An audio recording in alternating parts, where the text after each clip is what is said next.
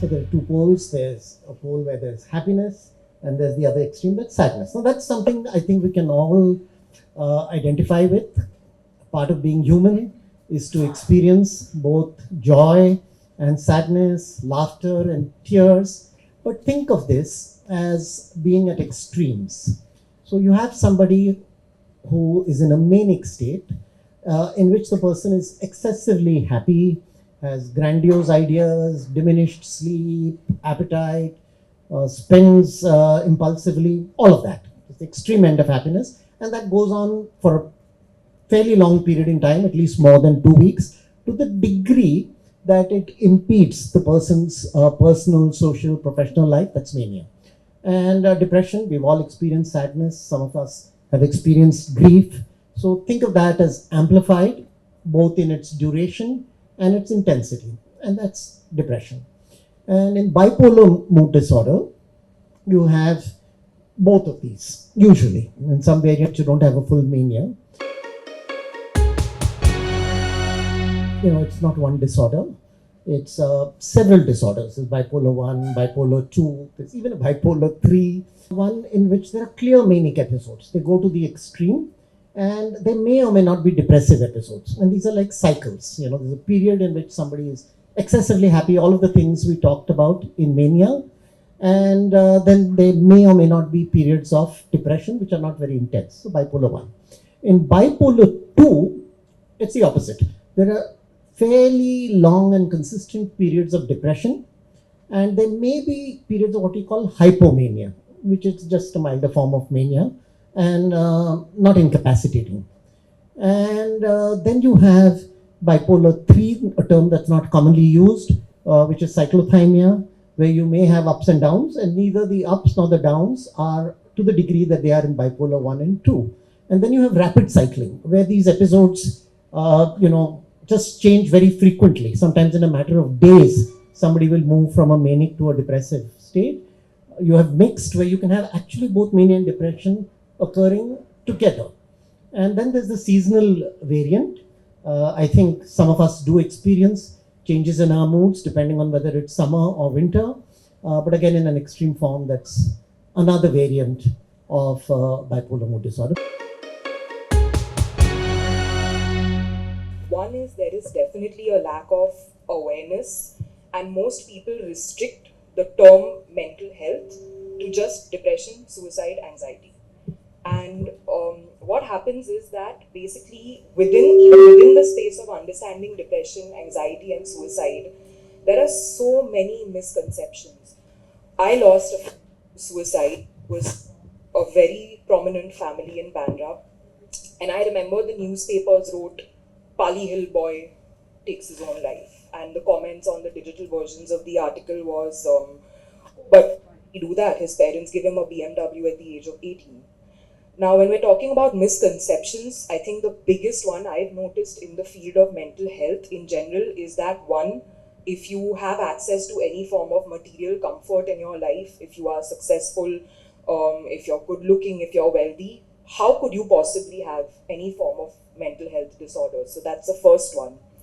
I think the second one I've noticed is very specific to what people think of therapy and counseling as. So I have friends who say, you're taking therapy, you must be having suicidal thoughts. Or there's this misconception that the therapist has a magic wand and you go for one session of therapy and your life is supposed to change. There's no commitment required from your side to the process, and that's where people go wrong or even give up on the process. In fact, there's one thing I really wish to salute Ishaa for is she never gave up on the process. She's written so many times in the book about how she kept going to different therapists or counselors and really finding the mental health practitioner who works for you is a journey in itself. So these are some of the misconceptions, and what I feel is sometimes the most normal people around you could be having a mental health illness and they could be high performing individuals. So there are so many people I know who are highly educated, got the fanciest degrees from abroad. It's a friend of mine and he said, Aastha, even if I was madly in love with a girl, if I knew she's battling a mental health illness or has a history of mental health illness, I would leave her. And I said, why? I said, why would you leave someone like that? And he said, kuch karwar legi to mujh pe aayega na. So there's so many misconceptions that a person with a mental health illness is a burden, is a liability, cannot be lived with. And I mean, I think I've just scratched the surface, but in my observation, these are the few things that people tend to think of when we talk about mental health. See, Shantanu, the reason I called you immediately when I read that paper from Canada, I remember, is not because she was my daughter. Because what I read, and like Aastha said, I felt a lot of people will be helped by that book. See, it's like in the movie business, Aastha, a lot of people have a lot of mental health issues because of the stresses they go through, but they don't accept it. And the bottom line is, when I read those few pages, and she asked me what should we call it, and I had no idea, so and I just came up as a filmmaker, finding order in disorder. But when I say finding order in disorder, I genuinely believe that a lot of people need to find that order. And I think this book, and I'm glad I've kind of inspired her at that given moment I was in Canada when I read it 8 years back. I think this book will really help a lot of people to find order in their disorder. Medication is not going to do everything. There's a lot more beyond medication, and that is, of course, counseling, family support, which was there in plenty. In a nutshell, what does counseling involve? In its most rudimentary, basic form, it's a conversation between two people, somebody who's seeking help and somebody who's qualified, trained adequately to provide that help. Within that, there's a plethora of different types of counseling, but this is the basic form. Sometimes it may expand to involve the family. It may even expand in the form of group counseling. So there are variants of it. But basically, it is somebody who can empathize with the person who is suffering through a problem. And the word empathize is basically the ability to put yourself in that person's shoes and see the world through that person's eyes. And good counselors always do that instinctively.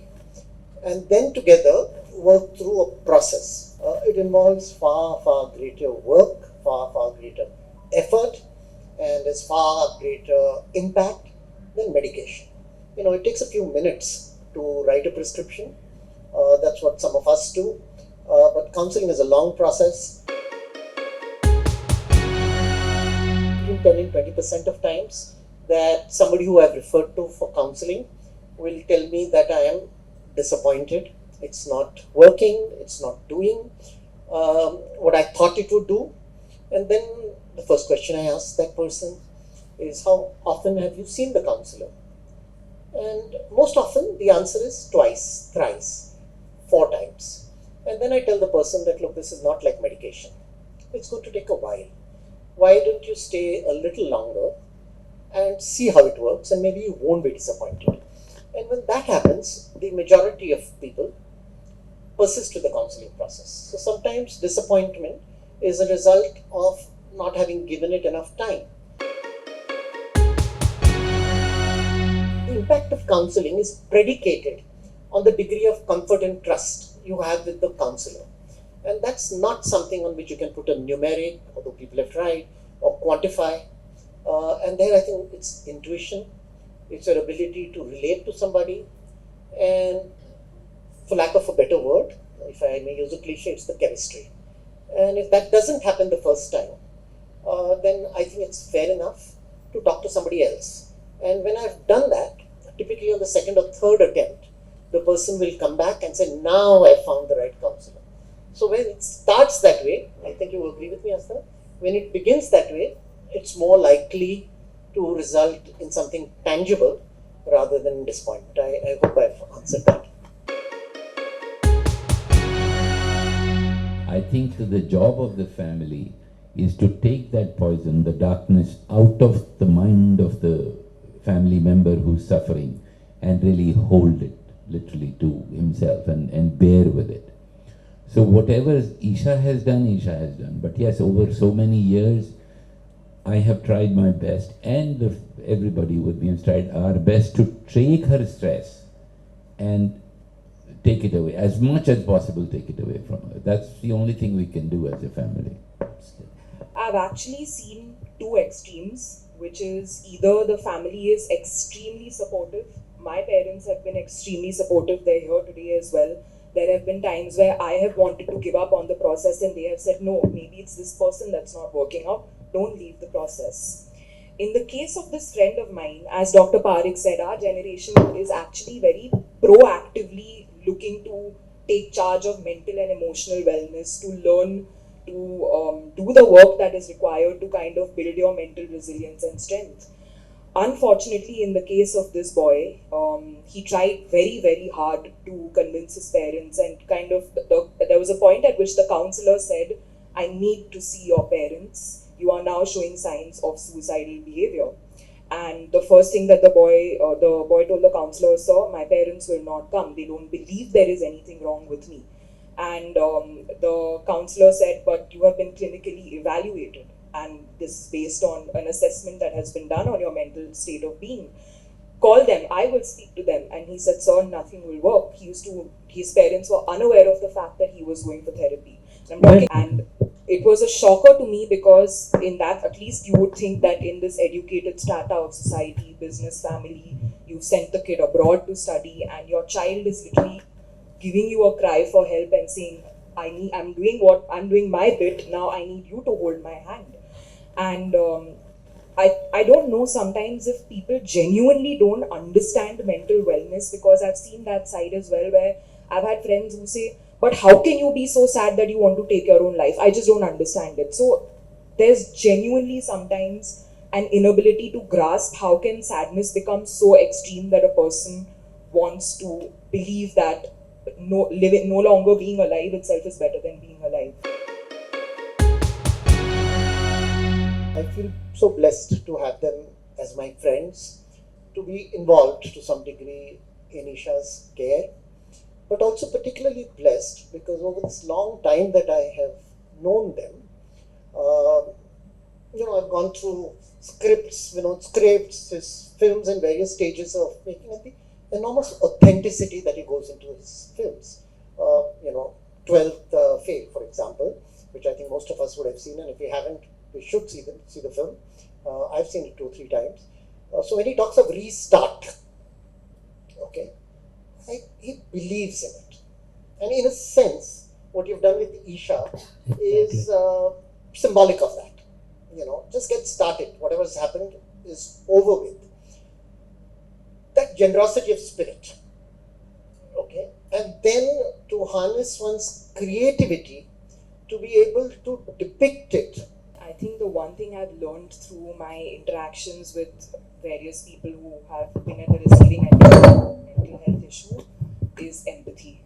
You have to learn to be empathetic, and we're very quick to judge and label and say this person is psycho, that person is crazy, this person has a mood swing. But what if we were to just sit and say, listen, are you going through something? Do you want to talk about it? So that's my biggest takeaway that I've learned from my various interactions.